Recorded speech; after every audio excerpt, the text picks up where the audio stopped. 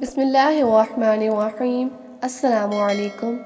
جب حضرت موسیٰ علیہ السلام ذرا کبھی ہو گئے تو اہلیہ فرعون نے ان کی والدہ سے کہا کہ یہ بچہ مجھے لا کر دکھلاؤ، کیونکہ میں اس کے دیکھنے کے لیے بہت بے چین ہوں۔ اور اہلیہ فرعون نے اپنے سب درباریوں کو حکم دیا کہ یہ بچہ آج ہمارے گھر میں آ رہا ہے، تم میں سے کوئی ایسا نہ رہے جو اس کا اکرام نہ کرے اور کوئی ہدیہ اس کو پیش نہ کرے، اور میں خود اس کی نگرانی کروں گی کہ تم لوگ اس معاملے میں کیا کرتے ہو۔ اس کا اثر یہ ہوا کہ جس وقت حضرت موسیٰ علیہ السلام اپنی والدہ کے ساتھ گھر سے نکلے، اس وقت سے ان پر تحفوں اور ہدیوں کی بارش ہونے لگی، یہاں تک کہ اہلیہ فرعون کے پاس پہنچے تو اس نے اپنے پاس سے خاص تحفے اور ہدیے الگ پیش کیے۔ اہلیہ فرعون ان کو دیکھ کر بے حد مسرور ہوئیں اور یہ سب تحفے حضرت موسیٰ علیہ السلام کی والدہ کو دے دیے۔ اس کے بعد اہلیہ فرعون نے کہا کہ اب میں ان کو فرعون کے پاس لے جاتی ہوں، وہ ان کو انعامات اور تحفے دیں گے۔ جب وہ ان کو لے کر فرعون کے پاس پہنچی تو فرعون نے ان کو اپنے گود میں لے لیا۔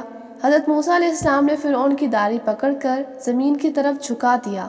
اس وقت دربار کے لوگوں نے فرعون سے کہا کہ آپ نے دیکھ لیا کہ اللہ تعالیٰ نے اپنے نبی ابراہیم علیہ السلام سے جو وعدہ کیا تھا کہ بنی اسرائیل میں ایک نبی پیدا ہوگا جو آپ کے ملک و مال کا وارث ہوگا، آپ پر غالب آئے گا اور آپ کو پچھاڑے گا، یہ وعدہ کس طرح پورا ہو رہا ہے۔ فرعون پریشان ہوا اور اسی وقت لڑکوں کو قتل کرنے والے سپاہیوں کو بلا لیا تاکہ ان کو مار دیں۔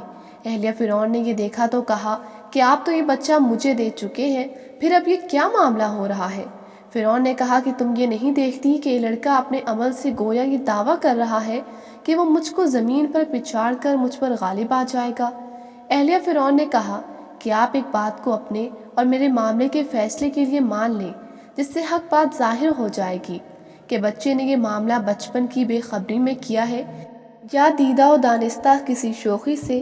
آپ 2 انگارے آگ کے اور 2 موتی منگوا لیجئے اور دونوں کو ان کے سامنے کر دیجئے۔